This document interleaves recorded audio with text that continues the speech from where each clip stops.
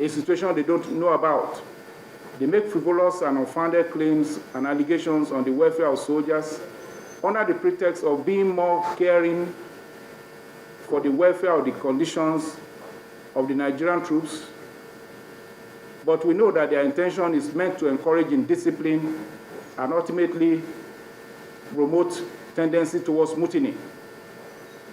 This set of Nigerians have taken up every available media platform to disparage the efforts of the leadership of the Nigerian Armed Forces in the fight against terror.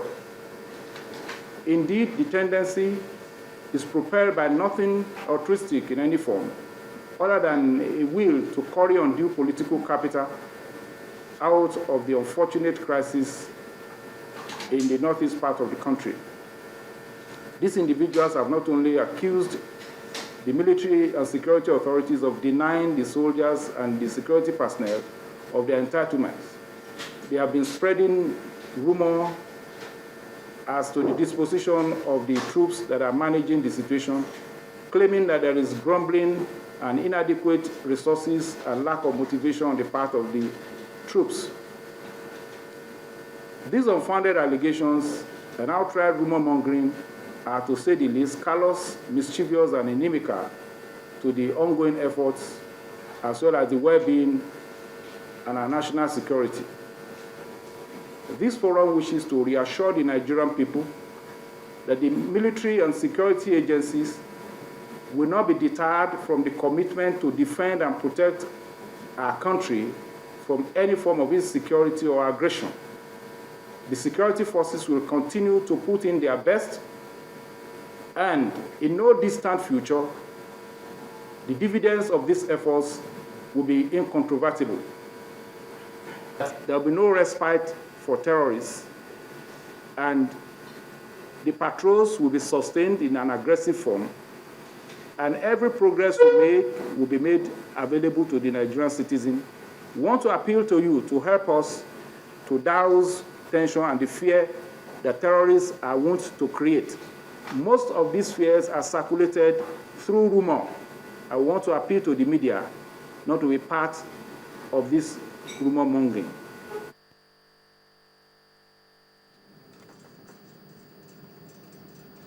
Director Defense Information, Major General Chris Olukolade, on the security situation in the northeastern part of the country.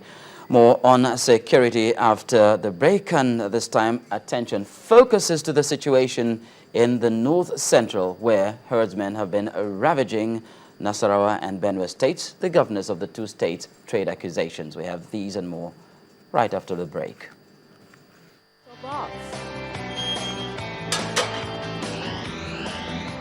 Moves into windows of creativity. She finds the only English word she knows from somewhere hidden in the belly of a 4'9" body, and instead of "I won't care," she greets us with "bye-bye." Branches into rooms of color.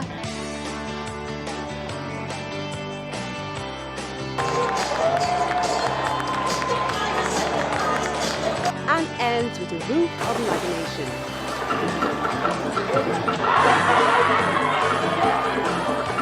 Walk into Art House. The pieces all come together at 9:30 p.m. every Saturday. Art House, life is art.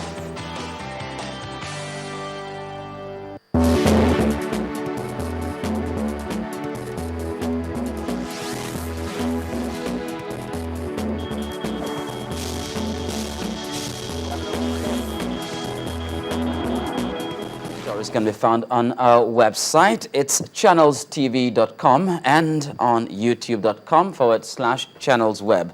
To get us on the move, you can also visit m.channelstv.com to view us live on your mobile device. You could also download the Channels TV app for Android, iOS, and Windows phones from their respective stores. And having done that, you can interact with the Channels Eyewitness feature on our Android and Windows 8 platforms. If you have pictures or videos to share with us, tap on the application on your device, swipe to reveal the Eyewitness menu, and follow the instructions to share your report, pictures, and videos. Well, Reminder of the situation in Borno State, particularly the capital, where the capital, Maiduguri, is under siege after insurgents dressed in military uniforms attacked the Army Brigade Command, popularly known as the Giwa Barracks, in the GRA area. Unconfirmed reports say the insurgents have also laid siege on the University of Maiduguri. Prior to these attacks, 3 loud explosions shook the town.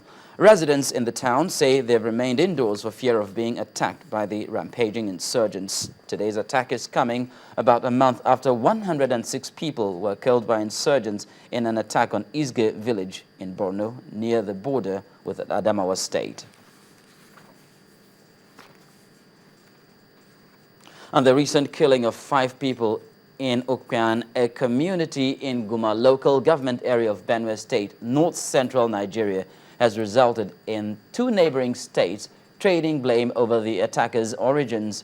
While the Benue State governor insists the people responsible are not merely herdsmen, but terrorists who infiltrate the state from Nasarawa State, his Nasarawa counterpart denies the claim.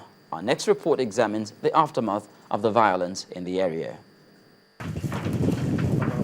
This community woke up to a bad day as suspected Fulani herdsmen invaded their village in Guma local government area of Benue State, killing 5 persons in the process. This morning around 6 o'clock in the morning, we are standing here. We saw militia coming this side and this side, so they decided to pursue us. Some of the displaced persons say the attackers came in large numbers and were carrying different weapons. When we came here initially, the chairman of the local government arranged a camp for us in the LGA primary school here. We stayed there for some time, and the different herdsmen, they were intended to come and attack us in the Bajimba, so we just ran away. The camp right now it is disorganized. Where we met with them, the population of them overpower us because the population they are. Some of them have cutlass, and most of them that have cutlass, they're almost to 500, and those ones that have gun is the same. Governor Gabriel Susam was at the village to see the carnage. He also met with some of the villagers. Speaking later, he said the men even attacked his convoy and they could not be ordinary herdsmen. The manner and the method of attack is beyond ordinary Fulani men. These are well-trained people.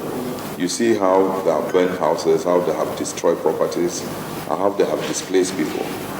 And the manner that they butchered the people, the 6 people that you saw on ground, and how they were bold enough to attack my convoy. And so these are not just people who are pasturing. These are people who are actually terrorists, who are determined that they will destabilize not just Benue State, but the country.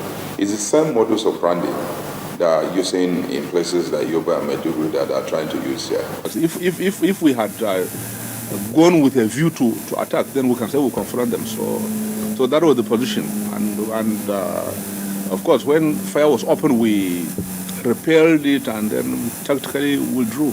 Another threatening dimension to the crisis is the alleged use of chemical weapons by the herdsmen. Accordingly, the Benue State government has ordered an autopsy on the corpses recovered from the villages that were invaded by the herdsmen. Most of the people who were not shot, but they shot something like was chemical. As they died, they were foaming and blood was gushing out from their noses. That is a clear indication that some kind of chemicals were being used. I want to confirm, I've asked that we will see the dead bodies of those people, and then we'll ask some experts to come and see. And if that is the case, then it means that we're in for a big problem. One of the survivors speaks of the suffocating effect of the alleged chemical weapons. We discovered that when our people run away, they will go and die. They will fall down and die. On the borderline security arrangement with Nasarawa State, Mr. Suswam says Nasarawa remains a transit route for the attackers, but his Nasarawa State counterpart says both states have a common problem with the Fulani herdsmen who remain a challenge to the region. And these are people who are between Nasarawa and Benue State. So what are they passing? What are they passing with the weapons? And why won't the government of Nasarawa State intercept that? Because that is the only way route out and in. And so I'm very worried about that. There's no month that passes without our state having